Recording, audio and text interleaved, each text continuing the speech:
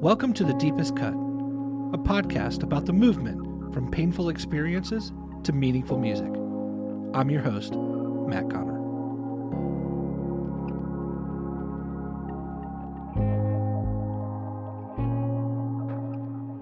The goal is not to be the hero. You don't want to be the victim either. Jason Gray has learned some valuable creative lessons over the last 20 years as an artist, and one guiding principle to his songwriting is to thread the needle of sharing authentic stories and songs that connect without ever falling off the side into either territory, that is, hero or victim. Now that can prove difficult at times, especially when the goal is to share deeply personal experiences. His song Worth Staying For is probably the most visceral and intimate in his entire catalog. It's a song that documents Jason's childhood marked by abandonment and the dissolution of his 23-year marriage. Even more, it mines not only his own trauma, but the wounds he's inflicted on others. And if that sounds heavy, it's because it is. It's also touchy terrain for a songwriter. Fortunately, Jason has learned how to not be the hero or victim of his own songs. Instead, he's found the right balance that's given his songs lasting and real resonance with his listeners. A calling he said is based upon the meaning of his name as healer. The results speak for themselves after topping the charts with songs like Nothing Is Wasted and With Every Act of Love. On this episode of The Deepest Cut, I sat down with Jason for an emotional conversation about the circumstances behind the song Worth Staying For and the ways in which it's affected both him and his audience. Some particularly sensitive listeners might find some things here triggering, so use your discretion. But for those who stay tuned, I think it's a very meaningful discussion of the ways that we learn to transform our pain instead of transmit it. Here's our conversation with Jason Gray.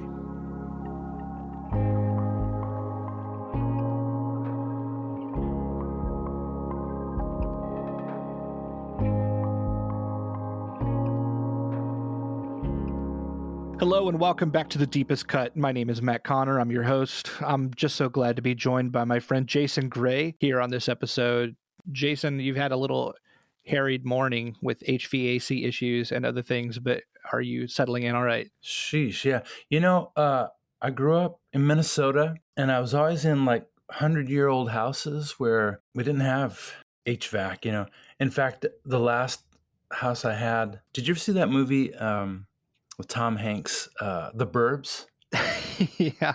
Is that the Clopex next door? Is that movie? My last house had the Clopex furnace, so, and it was radiator heat and stuff. So when I moved down to Nashville, I bought my first house that had like an air, central air, and it had a dishwasher. Like, whoa, I can't believe it, and all that has been wonderful until today, because I guess HVAC units break down after a number of years, and now I got to buy a new one because, say what you want to about that Clopex furnace and stuff, but it just went long and strong for decades and decades, so. We're dating ourselves with that movie reference, by the way. I know. There it is. Obviously, we have a lot to talk about here. I want to talk first about a quote that came out around the album and the song here. You wrote, or someone said it on your behalf and then released it to your publicist. He said that you never want to be the hero or the victim of your songs, right? Yeah. I'd love to know what informs that. Well, if you're the hero of your own songs or stories, there's something about that that's a little gross, right? Like if I had a song about how I happened upon a homeless person and I shared the gospel with them, or I bought them a meal and all of a sudden their life was changed. Well, I don't know. That's just kind of gross. Like it's, hey, look at me. Or an example about it is I just released a children's book this last year, and I have a speech handicap, stuttering, obviously. And one of the first ideas that we had for the book was I had this experience. I was on the road, and this dad wanted to meet me after a show, him and his son, and his son, I'm going to say, was like 11 years old and also stuttered, and his dad wanted him to meet me so he could know that this speech issue didn't have to hold him back, and I got to encourage him, and it was very, very meaningful, very, very sweet. Well, so as his dad spoke about how he had struggled with having a speech handicap, but all of his teachers love him because he's so kind, and he's always helping the other students. And if one, if he sees a student being bullied, he'd always kind of step in, and so I got down on my knee and I looked him in the eye. I said, "Oh man, I'm hearing all these wonderful things about you, and I'm not surprised a bit, because I imagine your speech handicap has been painful for you and has made you feel insecure at times, and that has sensitized you to the insecurities of others, and the way that they can feel hurt, And that's the beautiful thing about this speech handicap, is it's already becoming your your superpower, is how I talked to them about it. It was very, very sweet. And I thought, oh, let's do a book about that moment, And we went down the road, and of conceptualizing that, and the idea was that the book would be about this little boy who went to a concert of a person with a speech handicap, and how it shifted his understanding of what that could be in his life, and he got to talk with the artist afterwards, and that changed everything, And we're going down the road on that, and started to realize, well, that kind of makes me the hero of the story, and that feels, something about that doesn't feel right. It feels a little gross, like a little immodest. What's that called? Like a hagiography, when you do a documentary and it's only about the person's shining qualities, And so we ditched it for that reason, even though there was a lot of meaningfulness in that, and it was a true story. There's just something about that feels immodest, or like it's pointing to me or something. So I never want to be the hero, and I don't want to be the victim either. And the reason behind that is I see my role as, I want to give to my audience. I want to give them something. If I'm the victim, I'm taken from them, right? I remember an author who I love, Walt Wangerin. He was speaking at a Hutchmoot, and I raised my hand and I asked him, a question. I asked him, I said, one of the things that can kind of be irritating to me is that you hear these people who are always giving their testimony, and it's after everything has resolved and everything is tied up in a neat bow. And why don't we hear from them like when they're in the midst of it still, And I kind of had a chip on my shoulder about that, and some self-righteous indignation about all that. And I expected him to be on my side, And he answered, well, because if you share something when you're in the middle of it, you don't realize about you're asking the audience for something. And at that time in my life, I was in the midst of my marriage coming apart, and I was on the brink of divorce. And he was like, if you shared about that right now, your audience is going to feel like they have to take your side, or they have to comfort you. They have to make you feel better. But if you wait until that story is resolved somewhat, then you have something to give the audience, and you aren't asking them for something, even if you didn't mean to ask them, even if you weren't asking, And that was really helpful to understand that, So if you're the victim in your story, then you don't realize it, but you're asking your audience for, they may experience it as an ask for sympathy or for understanding, or to feel sorry for you, or to support you or something, So I don't want to be that either. Although I do think it's useful to speak openly about our pain. I think there's something medicinal, but I try to be strategic about, you know, where I'm at in the pain and how I share it so that it can be a gift rather than an ask of the audience. But you do receive something in the release of these things, right? Like it's not all one way. There's got to be a catharsis that comes with some of this, right? There's got to be some of that. Yeah, I receive something. I suppose I receive that I've made good use of my pain. I've you know there's the experience. I get to give myself the experience of dignity, I guess, like I yes, this awful thing may have happened, but it didn't destroy me, and now I have something to offer. Right? You know, it makes me feel like it hasn't been wasted, and and I can do something useful with it. I can make good use of it. So I'm not always at its mercy. Based on what we're talking about, I'd love to look at the song Worth Staying For, which is the one that you chose for this podcast. Yeah. I would love to analyze that through this lens of if you want to thread that needle and not like be the victim, right? Or in that way. Right. What does that mean for writing a song that's so personal, like We're Staying For? Because you mentioned your divorce, that's documented here in the song. You mentioned your speech handicap, that's documented here in the song. Yeah. Can you take me into that and threading that needle here as you wrote Worth Staying For?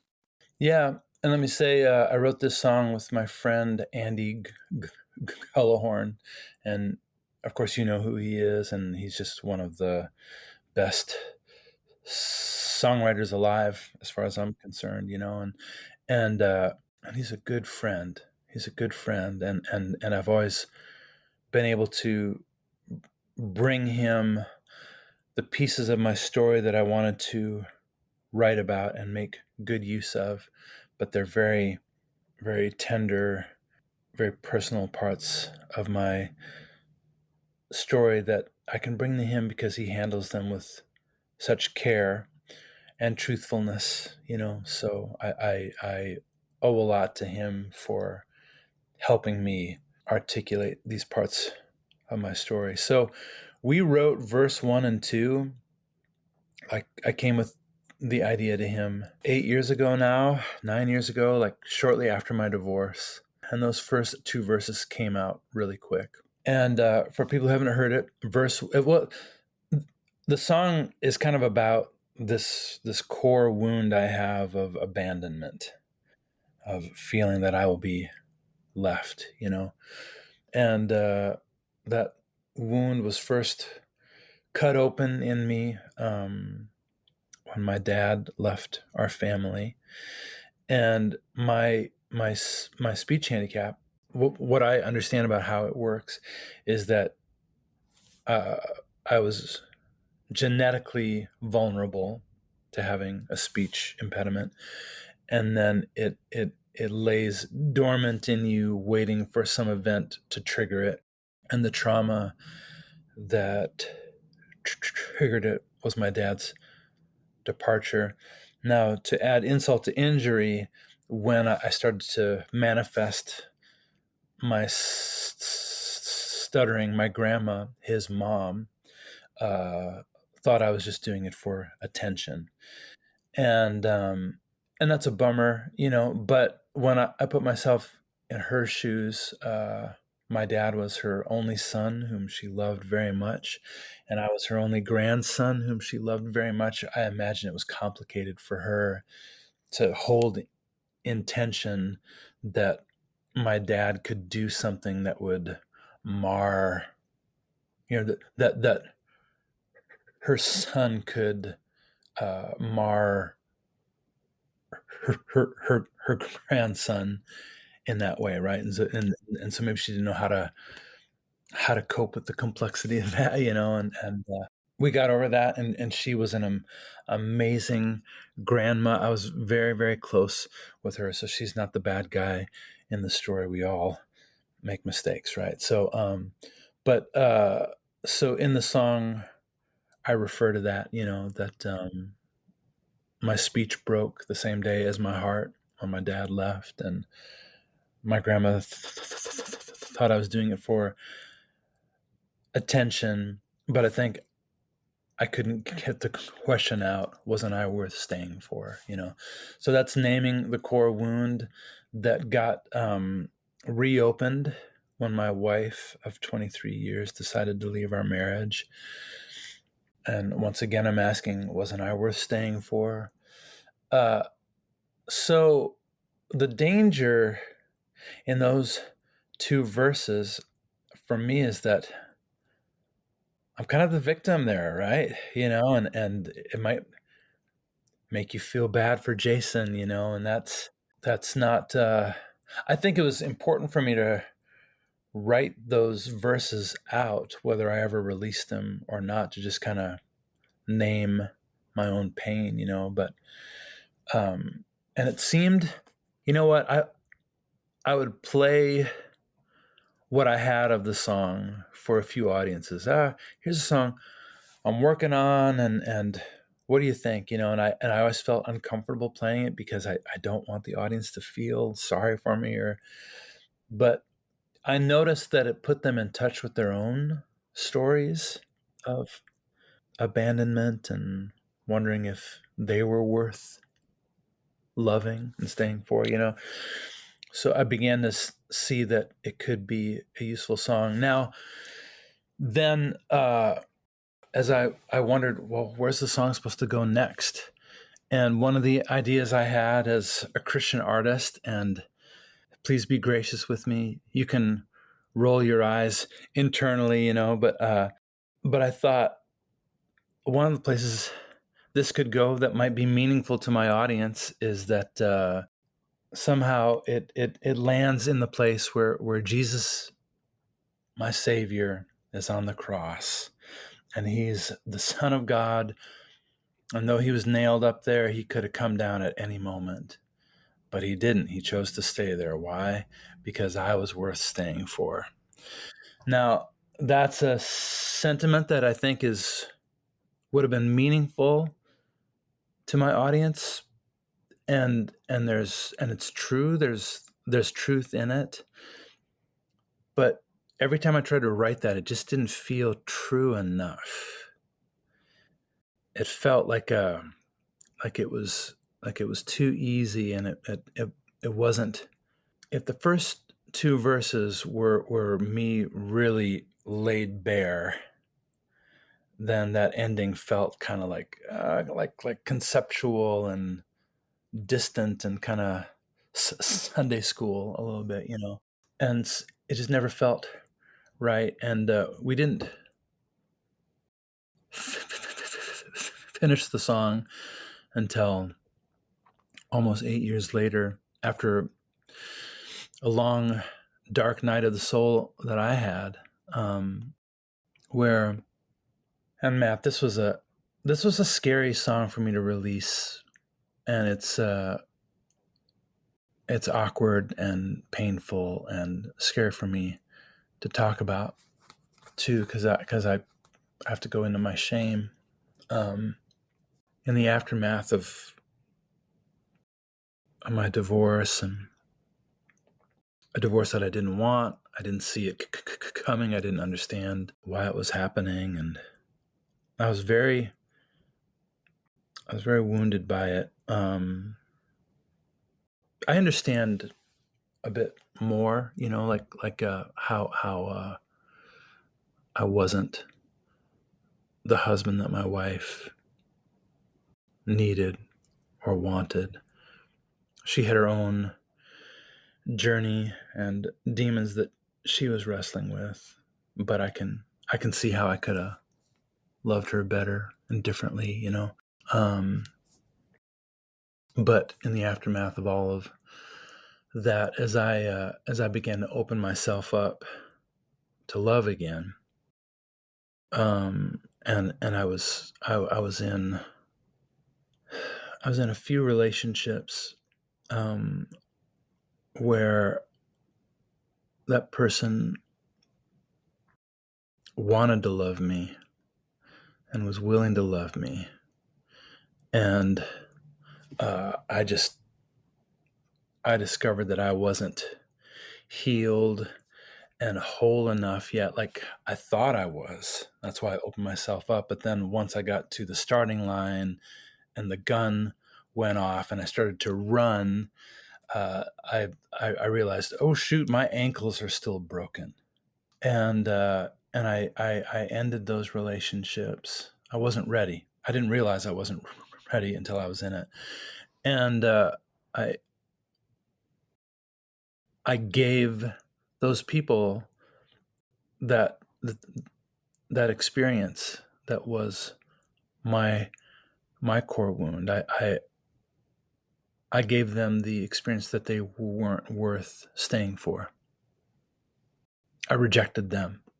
And the dawning realization that I had inflicted on others the same pain that was so devastating to me, that brought me into great shame. I felt like I was a plague upon the earth, um, uh, hurt people, right? And I was wounding people in the same way that I'd been wounded, and the bridge, is a the bridge of the song is a Richard Rohr quote. Uh, My pain will be transmitted if it's not transformed, and it hadn't been transformed yet, and so I was transmitting my pain, and the realization of that made me feel so ashamed and so hopeless that I wanted to end my life. I wanted to remove myself from the the equation of this pain that had uh, this wound in my life that had caused so much pain. The idea that I was acting it out on others, I thought, yeah, I just need to remove myself. And it was I don't know if it was the next day, like after a long dark night of the, if I'd had the means, I probably would have ended my life that night. Like if I'd had like it was that heavy on me. Um, and so I don't know if it was the day after that or a day or two after that, that I was supposed to go back and work on a new song with Andy. But when I was with him again, I said, "Hey, do you remember that song we started 8 years ago? I think I know where it's supposed to end. I think it's supposed to end with me on my couch having the experience I had the other night, and and owning the painful truth that so it wasn't only a song about people who had left me, but about how I'd become a leaver too, and and the grace that we all need, right? Like it was never my dad's dream to leave me. I'm sure he had great pain and regret over that, um, and I imagine my ex-wife has had some version of that. You mentioned earlier you sat down with this boy, right, who needed someone outside of him to speak to this thing that he thought was holding him back, was keeping him from being his full self, Yeah, and said, hey, this thing is actually your superpower, right? You talk about that Richard Rohr quote that said, if we can move it from transmission to transformation, if we're willing to do that work, which I know that you have been, I've been trying. or at least attempting to move it from one to the other, right? Which Rohr could have a lot of grace for that process, right? The time and effort involved. It's almost though in the same way that if you could find the spirit, if you could find a person, if you could find a community to be the same way to speak to you in that place, right? And maybe you already have. Maybe that's what Andy was that day, and other people have been, to speak to you and say, hey, this thing that brings you great shame, this thing that you think holds you back. This can be the superpower. Do you think that's part of what this song has become in your catalog? The transformation into this being in the same way that you told that boy, hey, this could be your superpower because it allows you to enter into the lives of other people in a different way through a different bent. Do you think that's this? Yeah. I think when I play this song, it it has that kind of, I think it's been helpful to people and has spoken. You know, it's interesting. My and also I'd like to put a little more meat on the bone. Sure. Something I said earlier, like, well, that's dramatic. Why would he want to end his life? I I think it's because my name actually means healer, and I don't mean to be all hippie woo woo about that, but I've taken that very seriously, and I do what I do. I write the songs I write uh, in service of my this. I would like to be a healer in the world. That's what I want to be. I try to be that. And to discover that I had betrayed that purpose of my life, that I'd become a wounder, was devastating. I suppose, to my ego, maybe to my whole understanding of myself. So that was why the reaction was perhaps outsized. It was strong and stuff. But back to what you were asking me about. It's interesting. When I play the song, I feel like it's one of those songs that it hits people according to where they're ready to receive it. Some of them get what they need out of those first two verses.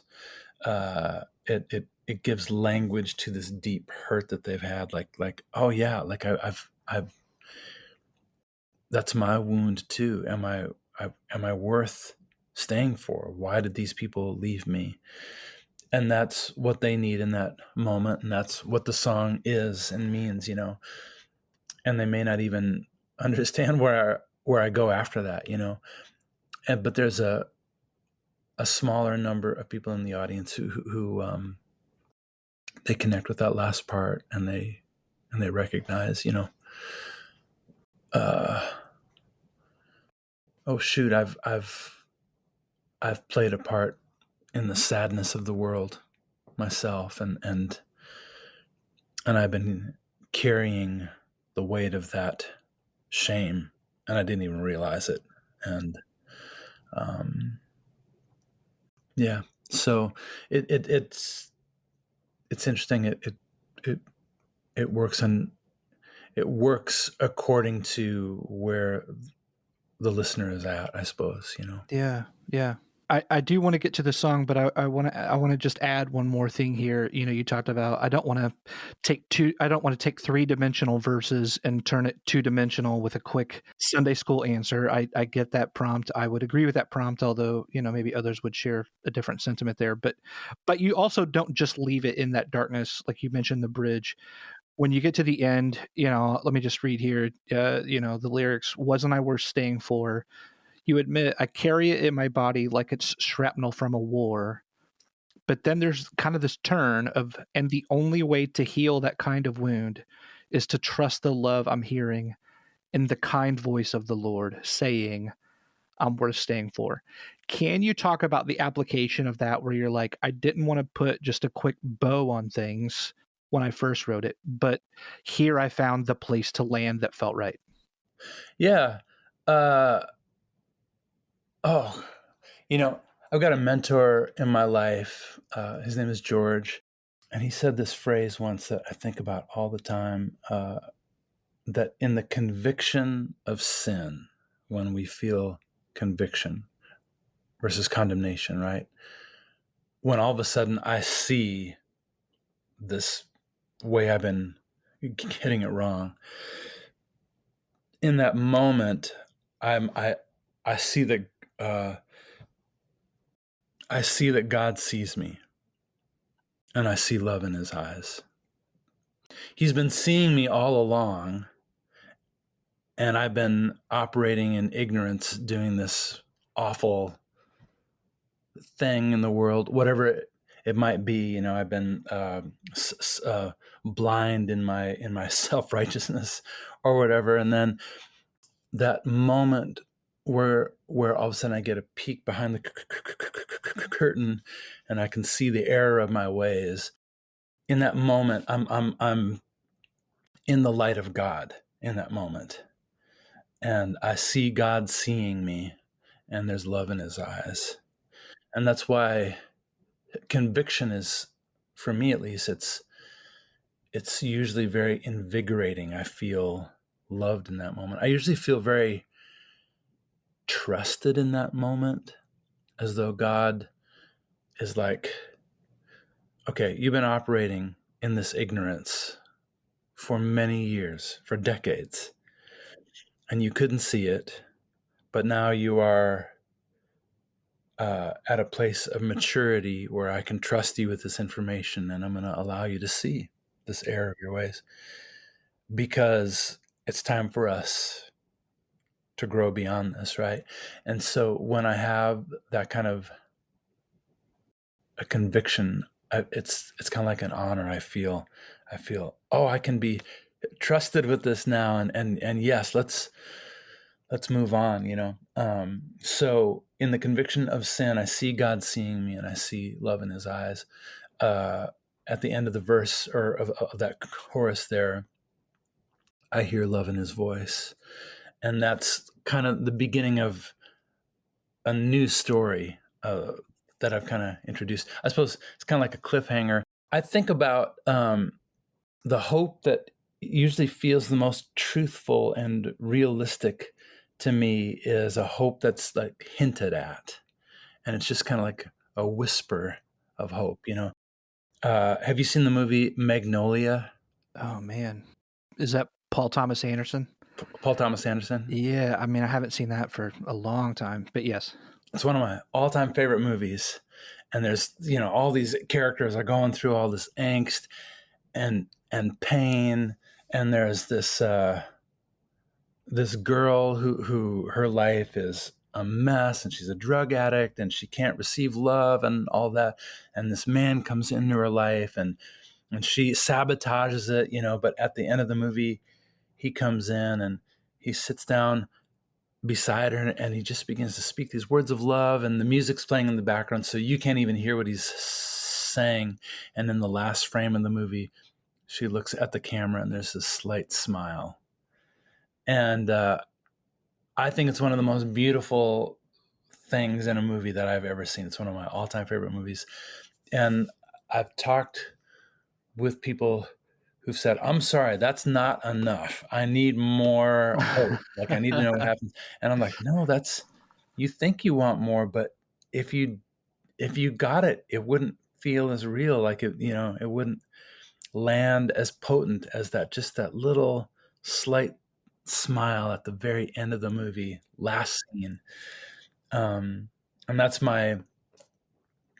to me, that's the most believable and potent expression of hope, is when it's just kind of hinted at like that. And that's, I think, what I hope happens at the end of this song, Yeah, that's your smile at the end of Worth Staying For. Yeah, that's right. Yeah. Well, Jason, we'd love to have you. Why don't you take us into the song so people can hear it?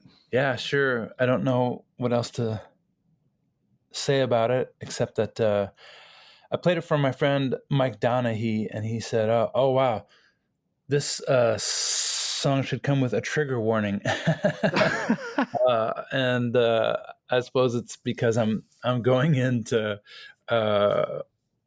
layers of my trauma, I suppose, until it gets down to the bedrock layer of it, and then there's hope at the end of that, So I hope that people experience it that way. What I hope people don't feel sorry for me. That's been I almost didn't release the song because of that, because it's not about that. But I hope that people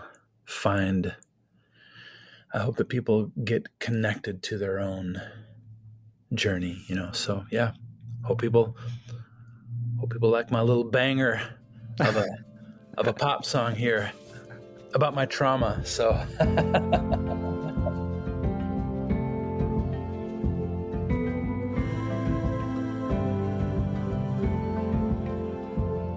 I spoke without a stutter through the middle of first grade until my little world came apart. When I overheard my father saying that he just couldn't stay, and my speech broke the same day as my heart. They wondered if I did it for attention, but I think I couldn't get the question out. Wasn't I worth staying for? Wasn't I worth staying for? More than 45 years later, I still see him at the door. Wasn't I worth staying for?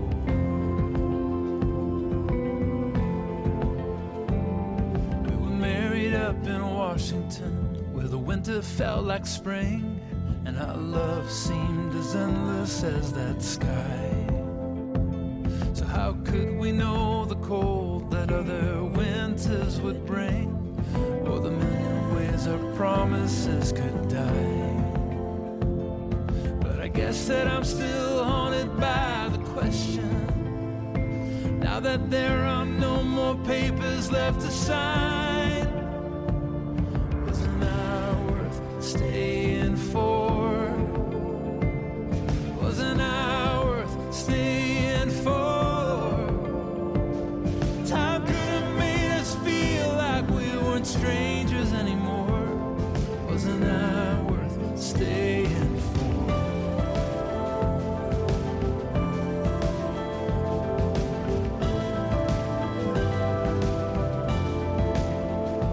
I know pain will be transmitted if it doesn't get transformed.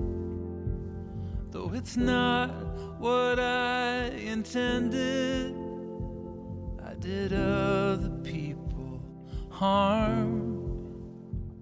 And each time that I tried to love, I returned to the scene of the crime. I did my own share of leaving a trail of wreckage behind.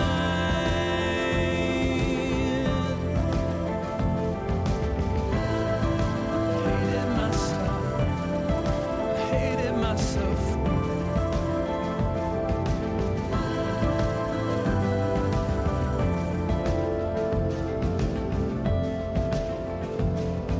A week ago I couldn't sleep, I was drowning in my shame. If I could have ended it, I would. But in the middle of that darkness, somehow I knew God came and stayed with me until I understood. Wasn't I worth staying for? Wasn't I worth staying for?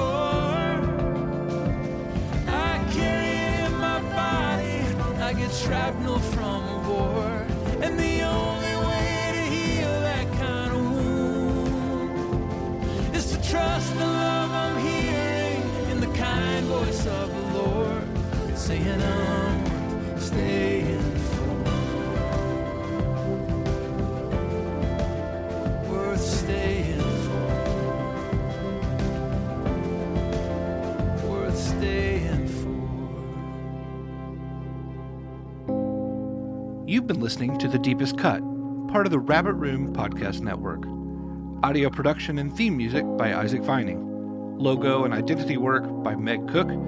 The Deepest Cut was created and hosted by me, Matt Connor. Thank you so much for listening.